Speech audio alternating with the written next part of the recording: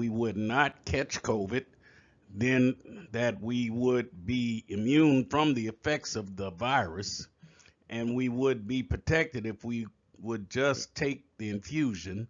Then, after taking the infusion, they start the double talk of we need boosters. And even after the boosters, we still catch this virus, so called. You're not going to get COVID if you have these vaccinations. These vaccines are highly, highly effective. Vaccinated people do not carry the virus, don't get sick. They're really, really good against variants. Everyone who takes the vaccine is not just protecting themselves, but reducing their transmission to other people and allowing society to get back to normal. Get your first shot, and when you're due for your second, get your second shot. A key goal is to stop the transmission, to get the immunity levels up so that you get almost no infection going on whatsoever. When people are vaccinated, they can feel safe that they are not going to get infected.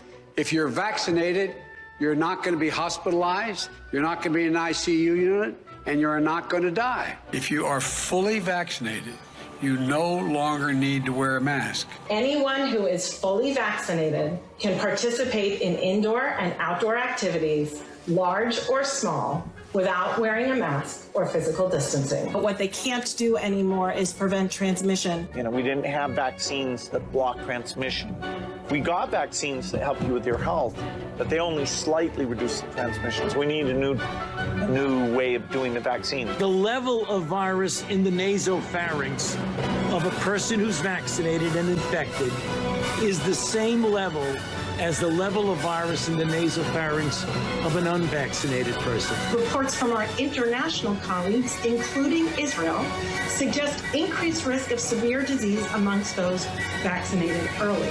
And if you look at Israel, which has always been a month to a month and a half ahead of us, they are seeing a waning of immunity, not only against infection, but against hospitalizations and to some extent death. A booster might actually be an essential part of the primary regimen that people should have. The plan is for every adult to get a booster shot. Clearly one of the best investments I've ever been involved in.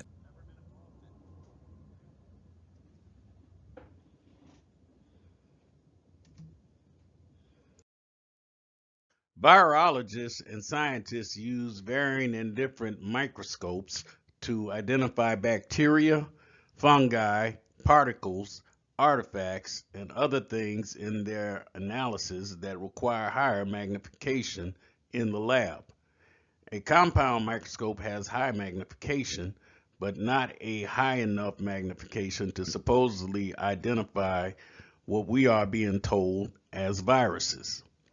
Viruses are supposed to be so tiny that you would need an electron microscope for higher magnification using different and varying techniques of microscopy.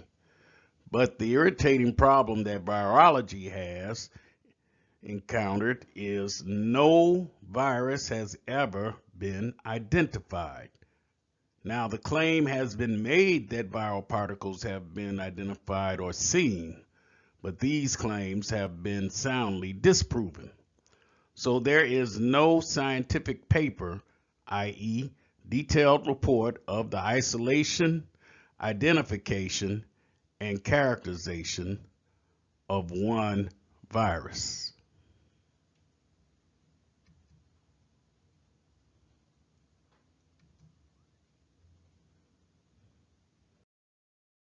Like I remember in medical school, they were adamant that there's nothing else but physical matter, right? And I remember asking a heart surgeon, so do you love your wife? He said, yes. I said, how much? He said, with all my heart.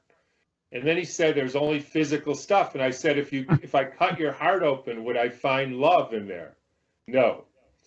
Well, how come you just told me that if there isn't physical stuff, it doesn't exist? I mean, you just told me it's not there. So they're sort of confused, because if you think like that, you end up putting yourself in a box that makes no sense. And that's virology. They put themselves in a box that makes no sense. And it's easy to describe it. I mean, if you want me to, I can. But yes, please. you know, the way to think of this for people who maybe haven't heard this, and I can sort of use you, Lee, as a foil here. If you have a house, right? People have houses. They have wooden stuff on their house or on the outside, and the wood was rotting at the bottom. And you say, I wonder if there's termites eating my house, right? Because you've heard that's possible. So you go and look, and you don't see any termites. And then you call a termite company, and they look, and they don't see any termites. And then you call 150 worldwide famous termite companies, and they all look with microscopes and whatever. None of them see termites. Do you still think termites are eating your house? Now, if one of them said, I have a way of proving that actually there are termites. So I can take some of your wood, grind it up in a blender, put it in a big vat, put some termite eggs in there and termite growth powder, and in a few days the termites will hatch, and then that proves that your house had termites. You would say, this guy's a lunatic, right? Because that's nonsense. And yet, if you look, and so you say, what did I write the book about? I wrote the book because here's the fact which every virologist agrees to, and I can even explain that a little bit. There is not one published scientific paper where any particle that you could call a virus, and remember, a virus is a thing, it's a particle, we can sort of see it under an electron microscope, even though that's problematic. But so this thing, they tell us, there's not one published paper in the scientific literature finding this thing in any biological fluid of any sick human or animal. Anywhere. And everybody agrees. All the virologists agree. They say that's not how you find a virus. We have 150 like institutions, the NIH and the CDC, et cetera. We asked them, can you show us a paper finding this particle in any fluid of any sick person? And they say, we don't have such a paper. Claim they don't have an isolate, but I mean, they claim they cannot find the virus in any fluid. Now, even though they say there's a reason for that, because that's not how they do it. But just think back to the termites. There are no termites there. Right. There's no virus, even though they say you have to grow it in a culture. Now, here's the first question. Since the viral theory is I breathe in this virus, it uses my lungs as a culture, right? And so then it grows, and then it's teeming with viruses that get spewed out in the world. Why can't you find it in your lungs? It's a culture. Oh, your point is if you do a direct electron microscopy of the fluid, you won't see this. Never. Okay, yeah, I see. Never, not once. We asked a guy who was 20 years, senior virologist at Wuhan Institute of Virology, 20 years head of Yale Virology Laboratory. Can you find SARS-CoV-2 in any fluid of any person you say has COVID? He said no. Why not? Because there's not enough virus to find. Okay, we asked him, what about if you put 10 people with supposed COVID and you mix their bronchial fluid together? Is there enough? No. 100 people? No. 1,000 people? No, not enough to see. 10,000 people, you mix their fluid together. Would you then have enough virus to see? And he said no, and then he wouldn't answer anymore. So, but he claims what we see on the EM, on the electron microscopy slides, are in fact virus particles. The little bleb what things. He says is you have to culture them. Right, but you can't see that. So if you don't put them through that rigorous terrible and amphotericin and all that to get these things. They don't show on a standard cell just put through without culture.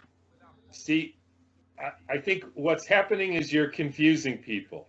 Just stick with the program. There is no virus to see in your lungs, right, or in your snot. Enough that they will admit anywhere.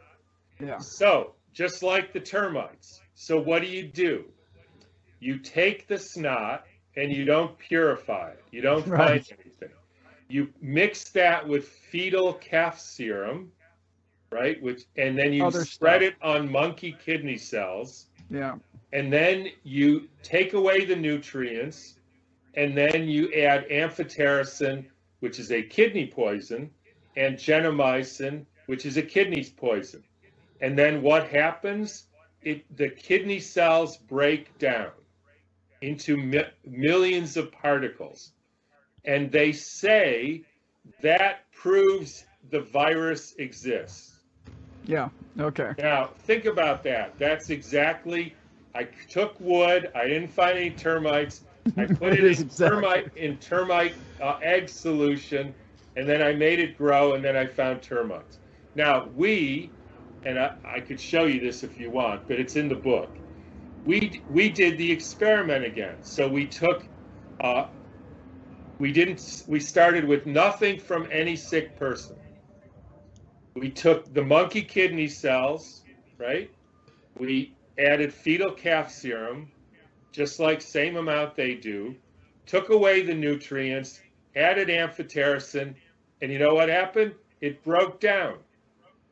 And it created electron microscopy images that are indistinguishable from SARS-CoV-2. Right. But remember, there was no SARS-CoV-2, there was no fluid no inoculant. Anybody. Right. So that proves that the breakdown of the tissue, which is not a proof, right? It is the proof that the virus exists and causes disease, is a fraud. Yeah. Because it's a result of the experimental process.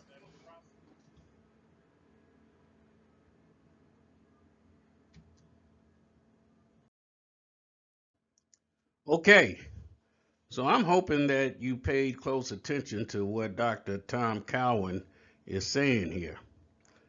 The method that these virologists are using to identify viruses is a fraud.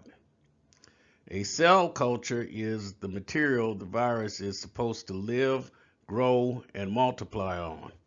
And once the viruses grow and multiply, they are expelled out of the body by means of coughing, sneezing, or even just naturally talking. But as we have seen in the previous video, many attempts were made to recreate the Spanish flu sickness by passing bodily fluids, snot, person-to-person contact, and even by injecting blood into a well person from a person that was infected with the Spanish flu. This is a very serious issue. If not one virus has been isolated, then why are we having a pandemic? No virus, no pandemic, and no need to do all these things we've been doing to prevent infection. Here is the more probing issue. Who is profiting behind public deception and the lies of viruses?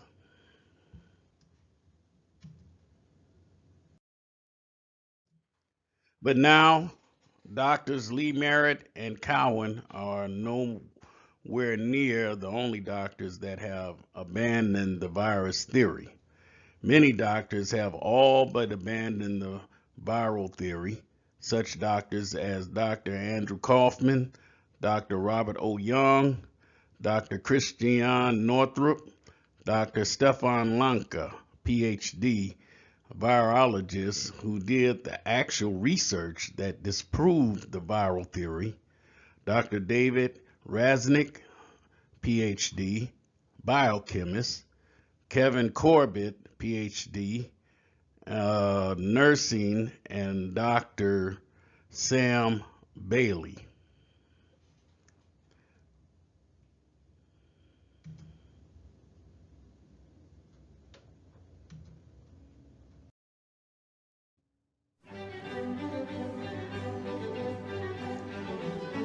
We continue on in our next slide presentation.